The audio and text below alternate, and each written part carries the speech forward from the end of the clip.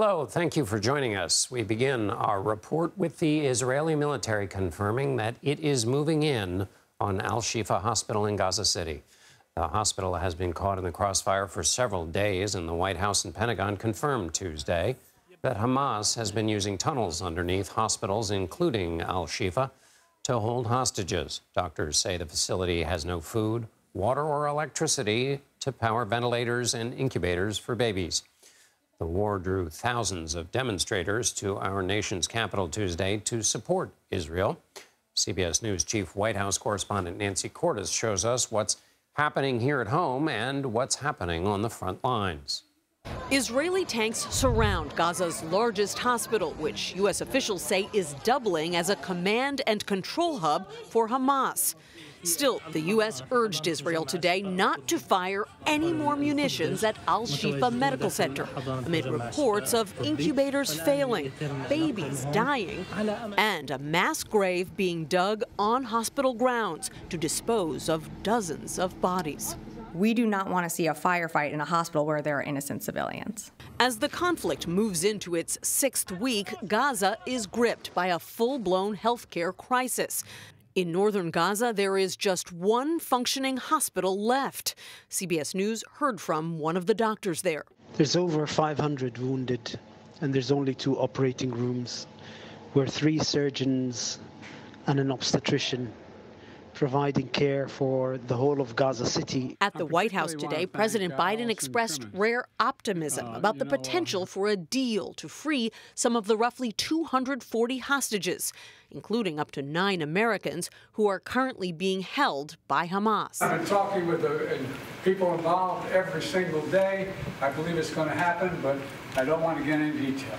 But the Israeli Defense Forces confirmed today that one of the hostages, a 19-year-old female Israeli soldier, had been killed.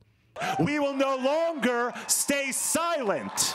On the National Mall in Washington, D.C. today, thousands gathered to show support for Israel amid a wave of anti-Semitism here at home.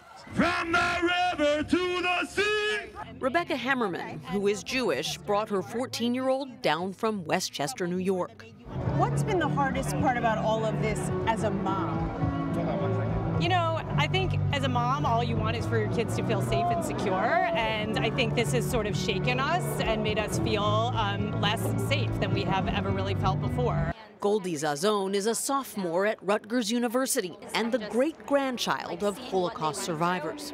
I feel like what we're going through right now is exactly what happened to them in 1940, the year before the Holocaust began. And Nancy joins us for more. Nancy, I'm curious about President Biden's optimism there. He says he thinks a deal can be reached on the hostages held by Hamas. Is there anything more behind that? And what's this is obviously taking longer than officials had hoped. How much leverage does the White House really feels it has in these negotiations? Right. Unfortunately, White House officials weren't willing to put any more meat on that bone and provide details that would back up that optimism. And the Israeli Prime Minister, Benjamin Netanyahu, was asked about it today.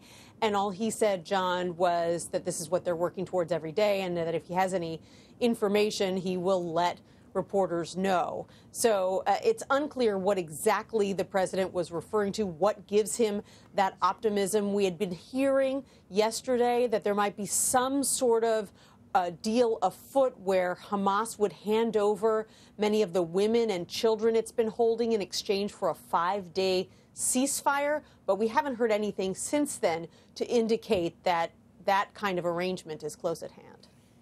Let me ask you about how they see this march today at the White House. Obviously, the march is in part to push back against anti-Semitic attacks in the United States. But is there any pressure that they feel at the White House as they've increased talk about what they think Israel should and shouldn't do going into Gaza, whether that's partially the message that was coming from this march? In other words, that those who support Israel in America think the White House is starting to get a little weak on Israel? Sure, and I think there was certainly a sense among the individuals that I spoke to down at the march today, John, that what you see in the news, what people have been hearing, are these pro-Palestinian marches around the country, rallies, that sort of thing. And they felt that the long-standing U.S. support of Israel was getting a little bit lost. That's why so many people, tens of thousands of people, traveled here to Washington from certainly all over the eastern seaboard and even farther. I saw hundreds of school children who came down here today to be at what was, for the most part, a very joyous celebration on the National Mall. People more than happy to talk about both their religion and their support of Israel, and about the fact that on the darker side, on the negative side, that many of them for the first time in their lives are experiencing direct anti-Semitism on a regular basis and feeling more frightened about their personal safety than they ever have before. Nancy Cordes at the White House. Thank you very much, Nancy. You're welcome.